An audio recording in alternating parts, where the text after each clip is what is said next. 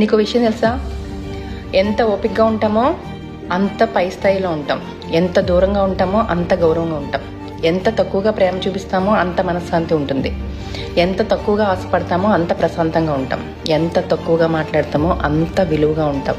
అర్థమవుతుందా?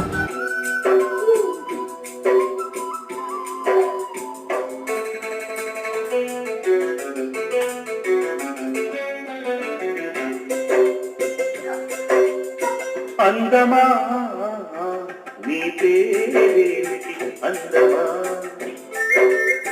అందమా నీ పేరేమిటి అందమా, పొంగుల హంపి శిల్పమా బాబు గీసిన చిత్రమా, తెలుపుమా తెలుపుమా తెలుపుమా, పరువమా